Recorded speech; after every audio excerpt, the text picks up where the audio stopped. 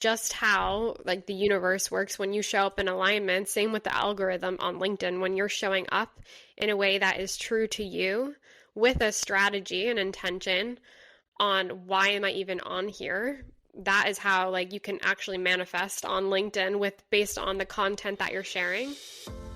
Hello, my friend. Welcome to the Gabby Rosley podcast, a platform devoted to expanding our lives by connecting to the wisdom of the collective. Through relatable discussions on topics like communication, connection, leadership, science, and spirituality, we offer revolutionary perspectives and practical tools for creating positive change right here, right now. But I don't want this to be some stiff lecture hall-esque vibe, so we make it fun, raw, and real. With expert guests and relatable conversations, my goal is to inspire you to break through limitations and remember that it is possible to live a life you're excited to wake up to every day. Thank you for being here and enjoy the episode.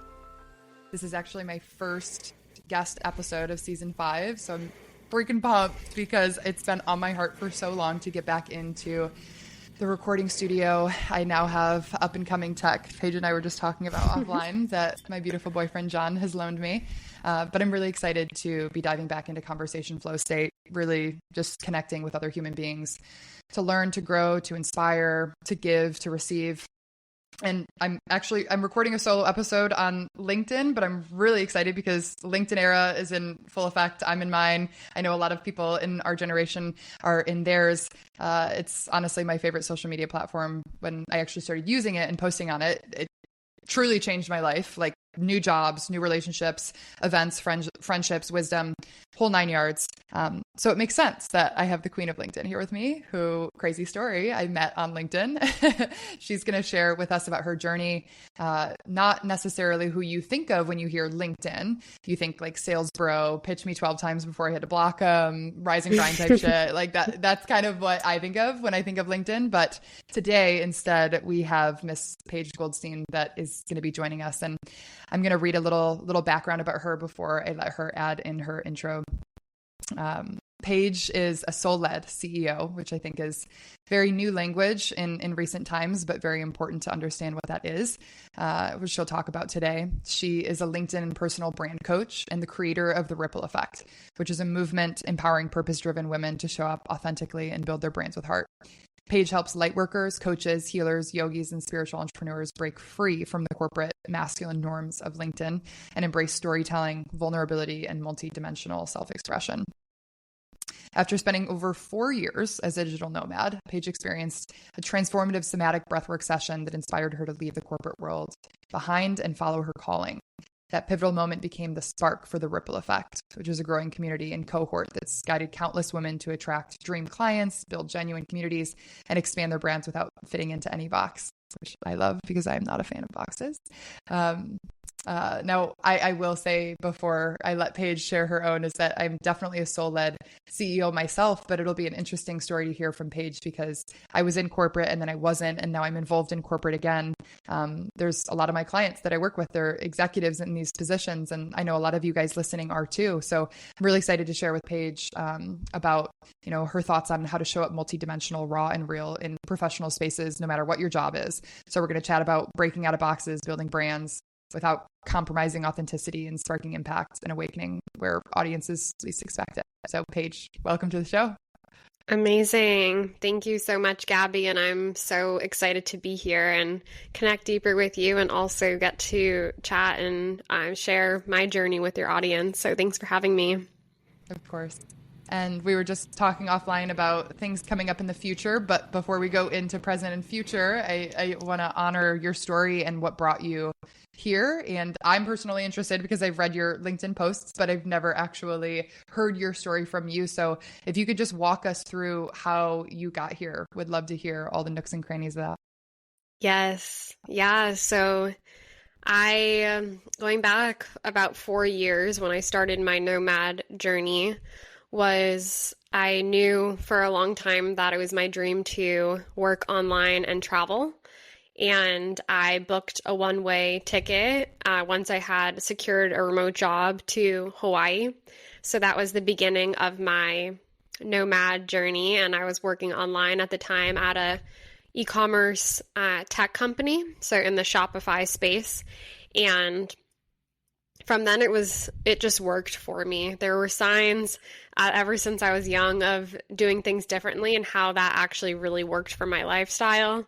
I like to share when I was in high school and college, I had so many friends who were like, I'm going to the library to study because we have this exam. And I always was like, I'm not going into a library. I'm going to go into the grass and study and read. And that always worked for me. So it's been within me for a while of just, challenging the norms of what works for others and what just doesn't work for myself. And that came through also with nomading and working remotely and living this lifestyle. And so booked that one-way ticket and was working for a company traveling around, mostly international travel. I'm originally from Massachusetts in the US, and just leaving my hometown was this whole expansive experience of what is on the outside of what you're used to. And that opened my world to different possibilities. And to fast forward, was at that company, was building my brand on LinkedIn. And once I left that corporate job, I continued on an even deeper, authentic path and really expressing myself fully, even further than what I was doing when I was at that company, and got into personal branding. So awesome. And when you first left, I guess, the in-person corporate role that you had, I mean, timeline-wise, it's 2025 now. Did COVID play a role in that, or was that just like your timeline? Yeah, so I left in 2021 to travel, and I was at that role all throughout until last year. So in 2024, I left my corporate job. So COVID played a role when I studied abroad. I studied abroad in Australia, my third year of university, and I got sent home from Australia. And I do think that was a part of my journey where it really felt like the spark to keep traveling. And I do think I still would have been on this path, but I think the fact that I got sent home because of COVID when I was in Australia was part of this desire to keep traveling and keep seeing what else is out there. Yeah, I ask because I know that for me, COVID was a huge transformational part of all of the chapters that make up the story. But for so many people, I think that was the jolt that was like, wait, hold on. Disruption in the system. There's more out there. If I want to do something outside of the box or the norm, now is kind of my time to reconsider and to reground into the vision and what's possible. And yeah, I think that for a lot of people, that was the waking up point. So just wanted to ask and see if that was a significant part of the journey for you. Now with the ripple effect. Definitely. And I have Go ahead. All right, there might be a little bit of a lag, Paige, but I'm going to let you go and then I can cut out this little blip. Okay. Yeah, and with the COVID piece, I do have a lot of friends that it made remote work more possible. It opened their minds up to, okay, what is on the other side of, now we don't have to go into the office. How can I make this work without it? And I know a lot of people who launched businesses during that time as well, of like, okay, let's see what is possible in this moment of change, like you said. Yeah, absolutely. If there also is ever a lag in the future, because I know that sometimes it's difficult, especially on this platform, I'll like talk over you, you talk over me. Well, I go back and I edit all these things out. So perfect. Okay. So talking about LinkedIn, you started building your personal brand on LinkedIn while you were in your corporate role. But I know that LinkedIn was something that for me personally, I remember I had a class in college that was like, you have to build up your LinkedIn. Like we're going to go over what you would include in your about, what you would put in your tagline, the importance of having your education on there and your resume and all that fun stuff. And I remember after I made my profile, I didn't touch it for years. Like I would maybe do the update if I got a job or when I started a company. I was like, okay, I'll update it, but I never posted. So I think there's a lot of people our age that are still completely alienated from LinkedIn because we're like scarred from our initiation to it, where it was like, this is how you get jobs, like go out there and like say the right things to attract the right people, be really professional. So I just want to talk about why LinkedIn is important, especially for our generation to be active on. Love to just hear your thoughts. Yes. And I love that you had a class on that, but I don't love that sometimes I think it's powerful when we're introduced to it, but I don't love when it's introduced in a way that makes us feel like we have a block, because that already naturally happens, I think, especially as, soul-led female leaders. It's like we already have our own blocks. And so when it's taught to us by someone in a way that doesn't feel good, I think it's that much harder to show up there. But why is LinkedIn so powerful for our generation? It's truly a place where I say your personal brand is one of your most permanent investments. Like what you put into it, your energy, the way you present yourself, you'll have for the rest of your life. It's your digital footprint. It's your presence online. And it can quite literally change your life when you show up in alignment and in authenticity. Because just how the universe works, when you show up in alignment, same with the algorithm on LinkedIn, when you're showing up in a way that is true to you with a strategy and intention on why am I even on here, that is how you can actually manifest on LinkedIn based on the content that you're sharing. And the more clear you are with why you're showing up there, the more powerful the results are going to be with your brand. So I have, like you shared with me, landed clients, landed partnerships, got on podcasts. I had people ask if I wanted to co-found an app. There is so much opportunity when you allow yourself to be seen. And especially in our generation, for someone listening who's like, well, I'm not building my own company. I'm an employee at a company. There's power in your personal brand, because think of the job market nowadays. There's thousands and thousands of applications. You can stand out by your personal brand. I got to a point where I was not even applying to jobs. I would just message the founder of the dream company I wanted to work at. And that's the power of your brand. Or they find you because they know what you want to do based on your values that you share.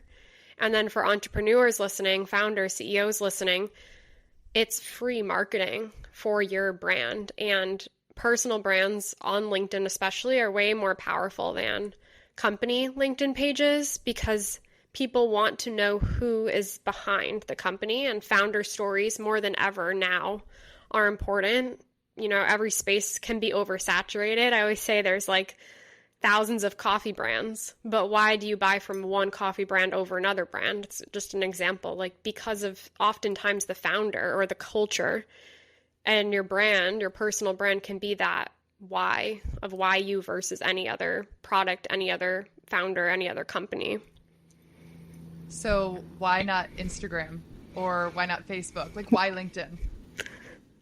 Yes, I love this question. And I think going inward is really important, because for myself, writing feels so intuitive to me. So LinkedIn is essentially a writing platform. In our minds, it's been programmed to be a resume, a cover letter, only to apply to jobs.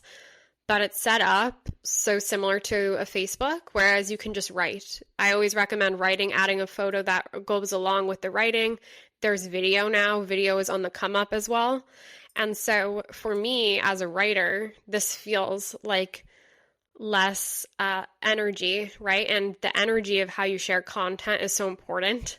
I see so many people trying to be someone they're not on Instagram. What is the trending sound? What is the aesthetic? What is this? What is this? And then it loses the meaning of what you're trying to say. Whereas LinkedIn, you can just write from your soul. So that's the piece on writing. So thinking about what type of creation feels good to you, because the energy will be shared. And also, only 1% of users on LinkedIn actually post. And so there's oversaturation happening on Instagram, on TikTok. And also on LinkedIn, there is a different type of intention when people go on there. Whereas TikTok can be like, oh, I'm going on there to scroll for entertainment. We all sometimes go there instead of TV. Whereas LinkedIn, there's an audience that shows up there to connect and to network or to potentially grow, expand, potentially buy, get clients. So you're meeting people with this open mind of networking on LinkedIn. Absolutely. And I think when you're talking about the energy and the intention of the user when they start the user experience, it's like Instagram feels a lot more consumption, like let me see what I can get versus give. And I feel like even if we're thinking about LinkedIn the way that it was taught to me in a class, it is about expressing yourself, and it's less about consumption and more about what do you have to offer. But then I think really balancing those energies of how can I connect? Like how can I give and receive? How can I build? How can we really grow together? I think that's where it is really, really powerful. And I think showing up from a place of authenticity and what do I want to create? What is the energy that I want others to experience as they read my posts? How do I want people to perceive me? What do I want to be known for? It doesn't even necessarily have to be some big revolutionary thing, but it's like, okay, I want somebody to chuckle when they read my post, or I want someone to, ask themselves, what did I have for breakfast this morning? Like, I don't know, recollect. Who knows what the intention is? But I think that balancing those two energies of giving and receiving is most open on LinkedIn. Yes, exactly. And the other thing with LinkedIn is a big reason why I call it the ripple effect. It's part of the reason for the name. The ripple effect is when I comment, say on your post, Gabby, my audience sees your content. So there's this bigger ripple effect that happens. Whereas if I comment on your post on Instagram, it just sits there, it lives there, right? So there's less of this reach to find aligned people. Like I've gotten so many messages. There was a really special message I got last week of like, just from being connected to you, I've found an authentic side of LinkedIn, which is so powerful because they're connected to me and I'm engaging, commenting in conscious leaders' content that I enjoy, they see that on their feed. And so that's the magic of the ripple effect on LinkedIn, and that it's not the same necessarily on other social media channels. Yeah, absolutely. So ripple effect, was there anything else that went behind the naming of your brand? I want to also give you an opportunity to just share a little bit more about what ripple effect is before we dive into it any deeper, but would love the naming process also. Yes. Yeah. So the ripple effect is a global movement to get more soul-led content on LinkedIn, more conscious leaders, more light workers, more healers, more soul-led entrepreneurs, founders, posting authentically and building their personal brands. And the way that it's set up is in group cohorts. So it's a 3-month program that I run. I've created the curriculum to walk women through this 3-month journey to show up as their most aligned, authentic self and build their LinkedIn personal brand from this soul-led place. And also I have like masterminds and I do offer one-on-one coaching. And we have an online community, which is also one of my favorite parts about it as well. And in terms of the name, the ripple effect, it's funny because I had this idea of doing LinkedIn coaching for months before I launched the ripple effect, but I didn't want to just say I'm a LinkedIn coach because I knew intuitively it's about LinkedIn, but it's so much bigger than LinkedIn, which I feel like you get, Gabby, just based on how you feel about LinkedIn yourself and how you show up there. But I didn't want to just say LinkedIn coach. And I know it's a movement. That's the medium in which we use is LinkedIn. But it's really this movement around self-expression in a space that tries to keep us small, especially as women doing things differently.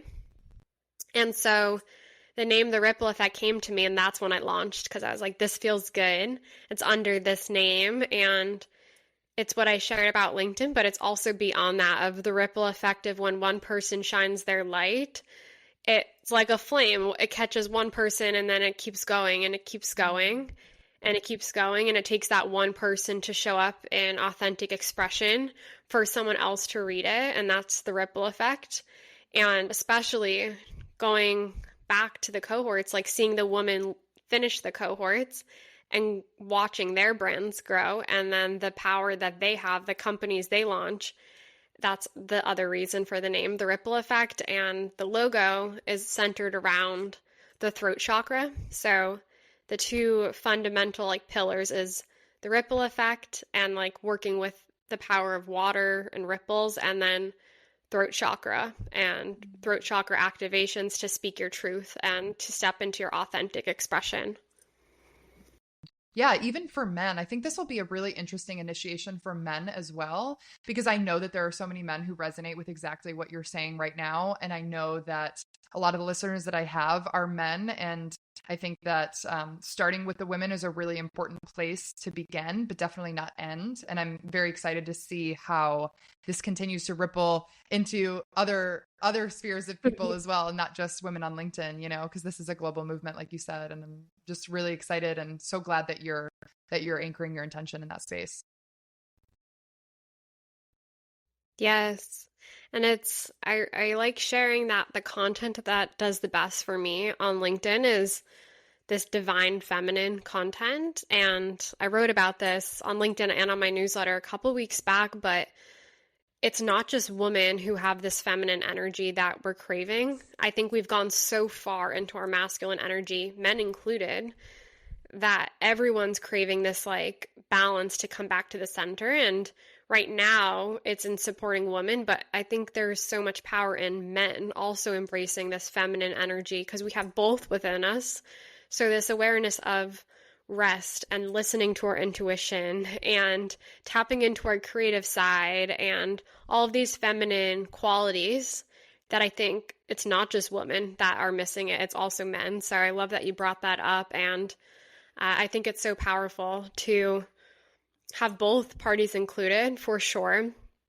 And when I started the ripple effect, it was out of what I experienced, which was being a young female in a corporate masculine. I was in sales, tech sales. And so every time I posted, I was like, I wish I had a community of like soul-led female leaders, other soul-aligned, younger individuals who could express themselves. Like, yes, I hit President's Club. Yes, I'm doing all these KPIs of a company, but I don't fit this bro corporate tech vibe that the space I'm in. And so my initial goal with the ripple effect is, if LinkedIn feels like a corporate, masculine, rigid space, how do I make this a safe, really brave space for soul-led female leaders, that are doing things differently, that are spiritual, and just swing it the other way.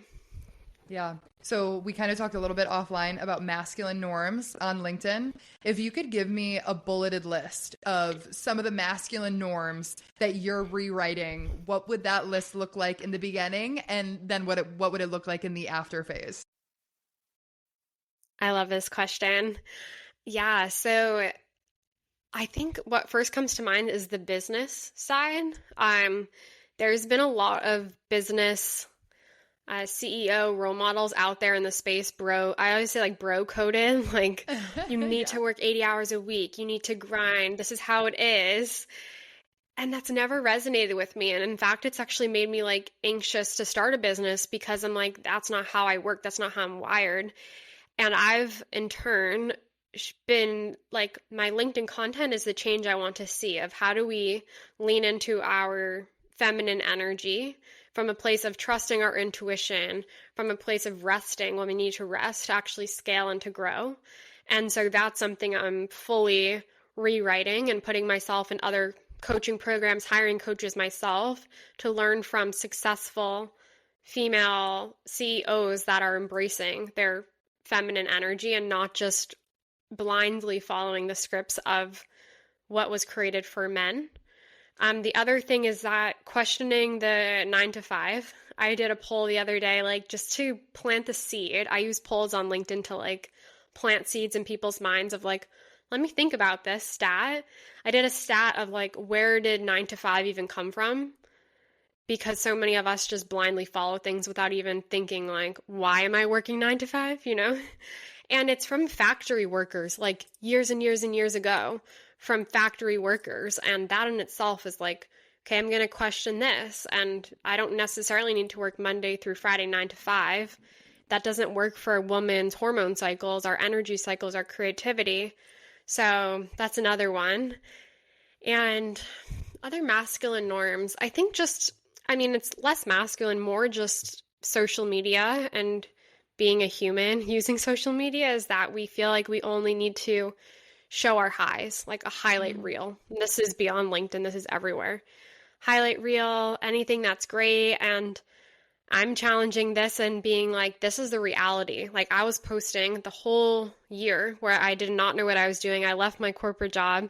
I was going through my dark night of the soul, a spiritual awakening. And I posted all through that. And in that moment of posting my lows is when I grew the most on LinkedIn. I grew my community. And that's no surprise to me because we are craving authenticity. We're craving the realness of founders, even successful founders. We want to see ourselves in them. So that's another shift on LinkedIn that we're changing with the ripple effect is how do you lean into your lows just as much as your highs to actually develop deeper trust with your audience, with your customers.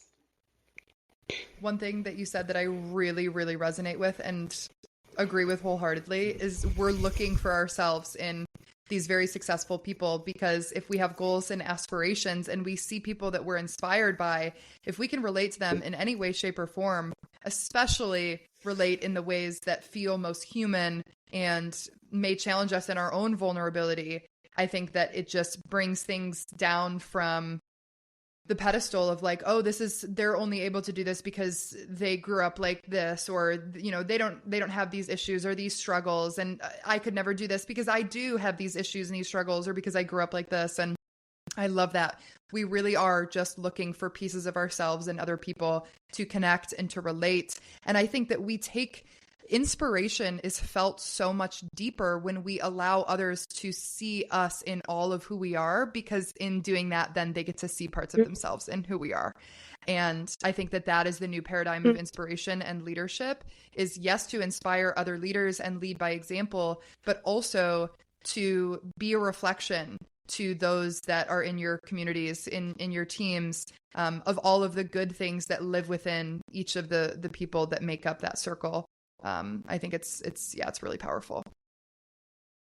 So beautiful. And it reminds me a lot of, I love talking about this with other nomads or entrepreneurs, and I'm sure this resonates with a lot of other people too, but the word luck and how really people who say like, oh, they're so lucky, like I wish, couldn't be me.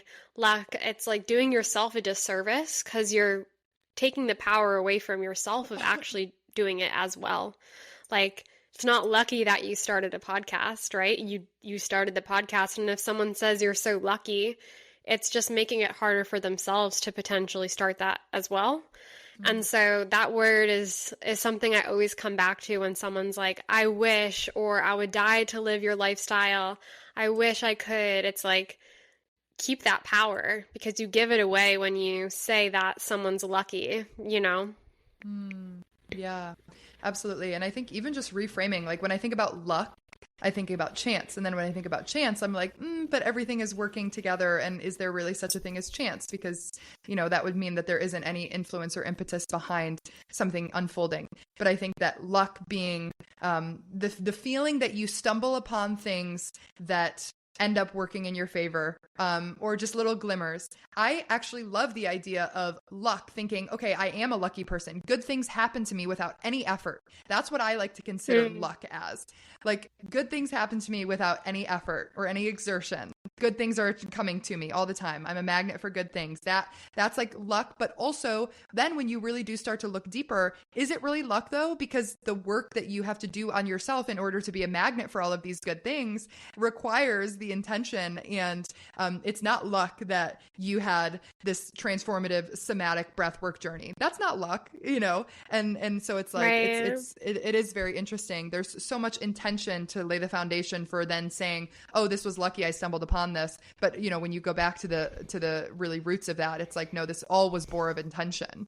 Yes. So yeah, super cool. I love that. And it's intention, and it's also, I like the quote, luck is where hard work meets opportunity, because Yeah. I think once you allow yourself to be open, like I am lucky, everything is working out for me. It already happened. I'm like a big fan of like I already feel the way I'm going to feel when it happened because it already happened. That's also work, like you said, but also putting yourself in that opportunity to be opened and then saying yes. A lot of people say no to things. So it's like, how do you remain open? How do you remain brave to start something, right? Or to be open or to put yourselves in an opportunity where luck can happen, increasing your luck capacity in a way, Yeah. By saying yes. And I think that there's power in saying no as well, because when you're saying no to you're saying yes to something else. But I do think that being in a phase of life where you say yes to everything because it's an opportunity and you learn and you grow through the opportunity, I mean, that's really powerful. And then sometimes you learn what your no's are after you've said yes to a set amount of things, and it becomes easier to say yes and easier to say no. And then when you say no, it's actually a clear yes for something else. But if you're in a position where you don't really know what is right for you, what is a real yes, what is a real no, that would be my piece of advice, would be to say yes, because you learn. And yeah, if I also think that intuition is something that we've talked about, tapping into creativity and really being able to show up from that place. Writing intuitively, sharing intuitively. I think that tapping into intuition, that is a journey in and of itself. And so I would love to hear a little bit about your thoughts for someone who is new to this kind of lingo, or new to just showing up at all from a place of trying to follow what their body is trying to tell them, what their intuition is guiding them towards. How would you advise someone to begin listening to their intuition? Yes. So beautiful. And I think the first thing I would say is noticing moments where your intuition is already working, because we all have intuition. It's not something you have to find, it's already working for you. It's just noticing that. So, some prompts I like to give is when you say, like, I got goosebumps, right? That's something that's your intuition speaking to you, or like, I had this gut feeling. And so starting to notice when you already are saying these things, or like, I loved that person's vibe. Like, what you're saying is like, I loved their vibration and you loved their energy. And that means something. Even some people say, like, I got deja vu. And so I think the first tip is reflect on moments where your intuition is already speaking to you and lean into those, because the more we can realize our intuition, the more it's going to be heightened.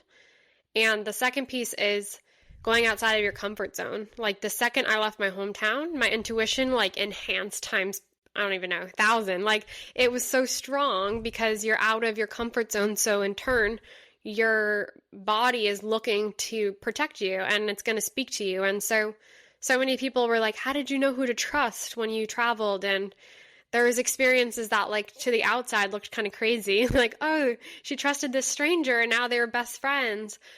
But it's because I harnessed my intuition and these gut feelings. So go outside your comfort zone. And this doesn't have to be booking a flight. This can literally be like, I'm going to go to a new coffee shop tomorrow to test out my intuition. Or I love a practice of going on a walk with no agenda. Maybe every single day you go on a walk on the treadmill. Go on a walk and walk out your door and just see where your body wants to go. That's also testing your intuition of, like, where is it taking me? And normally it's for a reason. So much, because so often I think we talk about intuition and we talk about feeling, we talk about listening to the body, but we don't give practical steps for someone to understand what that means unless they intuitively understand it. But then it's kind of like this circular argument of like, well, what does that mean? And so I love that you begin with starting out referencing where and taking inventory of where your intuition is actively working, because I think that intuition is an interesting thing because we all have it and it's always being exercised, just as whether or not we are listening to it, whether or not we are aware of it. So it's like, exactly, where is your intuition already working? Love that so much. And something so small as taking a walk and seeing what direction you want to go down the street, left or right, and not having a destination, because I think that's where intuition is the most powerful, is when it's outside of the mind. And so when we have a set destination, when we have something that we're working towards, when we have an end goal in mind, our intuition can still speak to us. And it's actually very important to work in cahoots with your intuition when you have goals, and you have a destination, because there's so many different ways that you can get there. But sometimes I think that in the initial stages of connecting to our intuition, when we're so mind heavy, when we're so end goal and destination heavy, then it kind of robs us of the opportunity to connect to the intuition that lives in the unknown, that lives in the moment, in the very present. And so, yeah, I love those tips. That's so wonderful. I love how you put that. And also, I'll add in yoga, it's called pratyahara, which is sense withdrawal. And that's something that I was not practicing at all up until like last year, where we bombard our senses. It's normalized in our culture to be eating something while we're watching something, while we're listening to something, while we're writing something.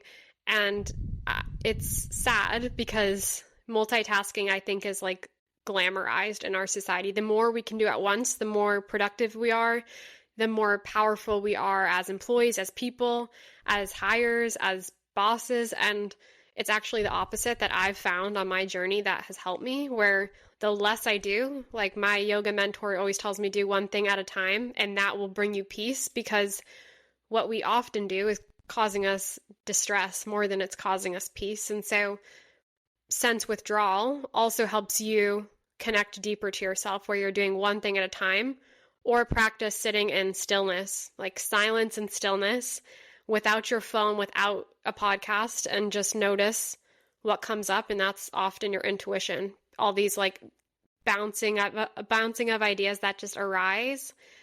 That's something that's probably been trying to come into your awareness, but we've been too busy eating, drinking, all at the same time, listening to something.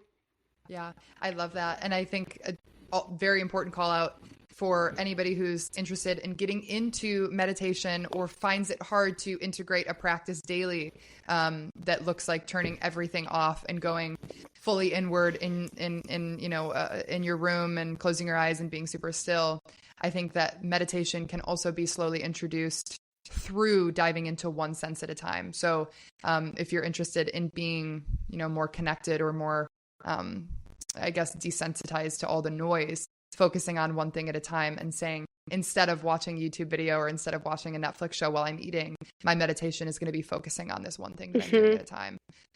If it is driving, maybe your meditation is just driving and it's not listening to a podcast. It's not listening to music. And there's a time and a place to listen to music and a podcast. It's not every time, but just a challenge for yourself to see if you can, exercise both ends of the spectrum and see what both have to offer, I think is really powerful.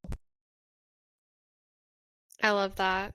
Yeah, and I think there's no surprise. I ask people all the time, like, where does your most creative LinkedIn post come, or your journal prompts? And they're like, in the shower, or when I'm driving. And why that is likely because you're doing one thing. You can't listen to a podcast and eat while you're in the shower. It's harder. You can't do multiple things while you're driving. So you're in the present moment, and then your intuition speaks to you. That's your creativity. Yeah. So I want to wrap this up where we started, which is LinkedIn. And I know that we talked about, we've got solopreneurs, we've got entrepreneurs, we've got people that are active in corporate roles that are listening to the podcast. But for someone specifically that has not been active on LinkedIn, doesn't matter what industry they're in, doesn't matter, where they're going, but just has not been active in the past and is looking to start showing up from an authentic place, how would you advise them to take that first step? What would you tell them to do after listening to this episode? Definitely. I would say the first thing is think about your intention of why you want to show up authentically on LinkedIn, because it's going to be different for every single one of you listening. Is it another job opportunity? Is it a client? Is it a partnership opportunity? Is it to meet new people? Is it to find a mentor to start traveling? Like, the clearer you are of your why, the easier it will be to show up authentically. And start with baby steps. Like, the way I post today is not how I posted 4 years ago. And so the way I posted 4 years ago was a different level of authenticity. And just by starting, you'll begin to find your voice. I like to say, to find your voice, you have to use it. And so just start and do with something you're comfortable with, whether that's like a little bit of an update, and link it back to your job if you're at a job, or if you're a founder, you have your own company, make it like a little bit of personality and with your company. And the other thing I'll note is the power of starting with like a whole profile revamp. Like if you don't have a profile, or if you have one and it doesn't feel like you, I really don't recommend posting until you feel so good about the basis, which is, if someone reads this and comes to my profile, do I feel like, hell yeah, like this is who I am and you can come check it out and I'm open? Or do you feel like, oh my God, if they read this and then they click on my profile, it's so not me? I don't recommend posting until your profile feels like so good that like it's an energetic match to who you are in real life. I love that. And finding your voice, the best way to find your voice is to use it. Sometimes the best way to find who you are in a profile is to, maybe test some things out and see what works and then see what doesn't. It's like what feels like it might be energetically magnetic right now might change, and that's okay, but you got to start somewhere. So I love that so much. And Paige, I just want to give you a moment. Anything else that you want to shout out? I'll put all of your links, of course, to your LinkedIn and Ripple Effect and anything. But if you just want to give us a little maybe nugget of what's coming up for you and what you're working on that's exciting you right now, would love to end on that note. Definitely. Yeah. Thank you so much for having me and everyone for listening. And yeah, I think my biggest calling really for my mission and what I want everyone to know is that it's an inward journey before LinkedIn, which is very outward. Like it's an inward journey of, one, defining who your authentic self is, and two, like what is success to me? And that's just a message that I want to leave everyone with. It's like, before you build your LinkedIn brand, you need to know who you are authentically before you can build an authentic brand. It's like, who am I before I build something that is authentic? And then two, define what success means to you. I've run a few day retreats now where I give them a prompt of like, who am I? And just see what comes up. And I like it. It's like stream of consciousness journaling, where you ask yourself that question, don't lift your pen, and just see what comes up. And you would be surprised. Sometimes people fill this out and it's nothing related to how they're living now. It could be like, I live on the beach, I surf every day, I make enough to get by, and you are working 80 hours a week, unhappy in New York City. And whose definition of success is that? And so, yeah, I'll leave that of like, what is success to me and who is my authentic self? And I practice that all the time. Like through my writing on LinkedIn, it's this inward journey too of how can I express myself even more authentically, and writing helps. Who you meet helps. And then you are inspiring others to find that in themselves as well. So good. I love it. And I'm so grateful. Paige, thank you for coming on, and thank you for sharing all of your wisdom. And if anybody has questions for Paige, I'll link all of her info in the description. Make sure that you connect with her on LinkedIn. And if you don't have a LinkedIn profile, now is your call to beef that bad boy up and get on LinkedIn. Connect with me as well. I think that it really is such a powerful place. So Paige, thank you. Thank you so much. Thank you. Yeah. And whoever got to this point, I'd love to hear from you. And I'd love to see, you on LinkedIn. And thanks, Gabby, so much for having me. And I will see you guys next time on the Gabby Rosley podcast. Ciao. Mwah. Hold up now, y'all. Before you head out, I need to say thank you. Thank you for listening to this episode. And most importantly, thank you for making the conscious decision to invest in yourself and expand your mind, heart, and spirit. Because you showed up for you, you are helping others live better lives. Whether you know it or not, you are inspiring others daily. And if you're feeling fired up, keep the domino effect alive and share this episode with someone that you love. If you're feeling extra saucy, leave the show a review, because it really, really helps me out. And come back and hang with me again sometime. New episodes every other Monday at 8 a.m. Keep shining your unique light. I see you, and I love you.